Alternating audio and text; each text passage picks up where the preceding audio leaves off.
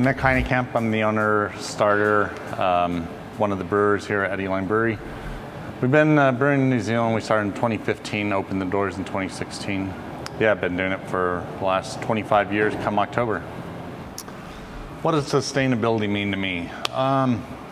Once we started brewing, just always shocked at just incredible how wasteful it is. From our very first brewery that we built ourselves and seeing, cooling the wort and seeing all that hot water disappear because we had nowhere else to store it because our heat exchanger was so inefficient, made us build a more efficient heat exchanger. In the late 90s, we didn't have a lot of money. We started just with a few credit cards and built a lot of the stuff, kind of like an oversized homebrew system, and we just kept expanding and building it to make it more efficient. And then just kind of throughout the whole time, just the whole word sustainability, it didn't really come into common language until the last 2 decades. It's something that we've always strived for. We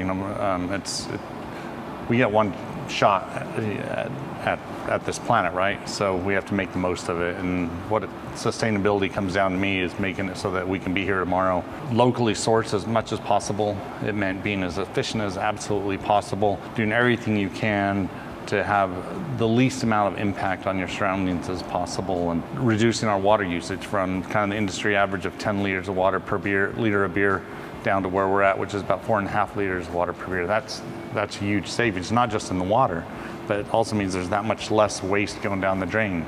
Using all New Zealand malts versus importing it from Germany, that has a huge impact. Recycling our malt bags, that has a huge impact.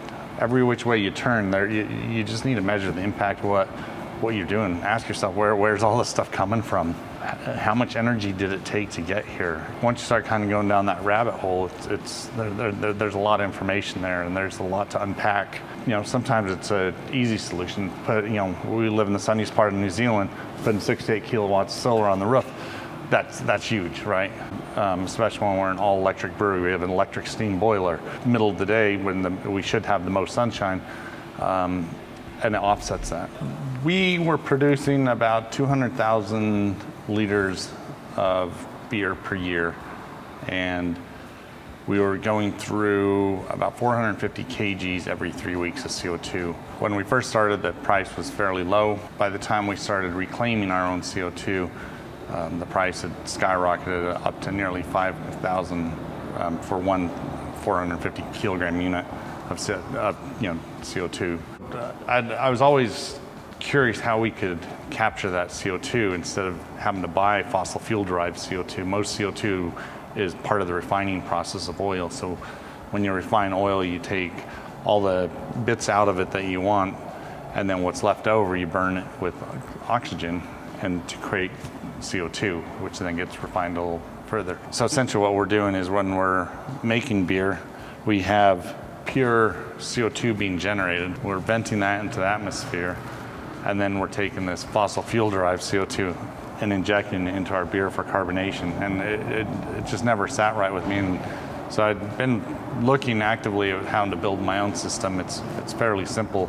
The problem I had was how to clean it up, how to filter the CO2. And just doing research into different filtration type systems for CO2, came across Earthly Labs that had launched in Colorado.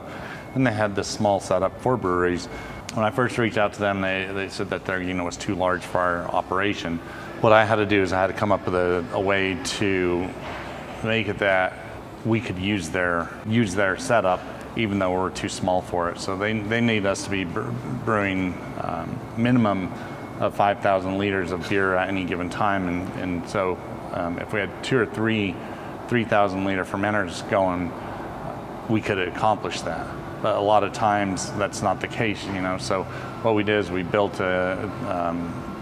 using several CO2, just old bright tanks. We use them with a compressor setup that I built so that we'd compress the CO2 coming in from the fermentations into some bulk storage tanks, and once there's enough CO2 stored up, then their machine would kick on and run, and it could run long enough to be efficient.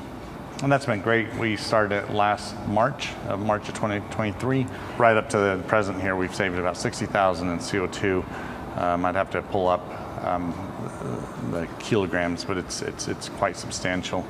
Every direction you turn, there's a way to minimize your footprint. And that's what sustainability means to me. It means just look at the whole picture and start chipping away at every little bit of how you can make yourself go further for less.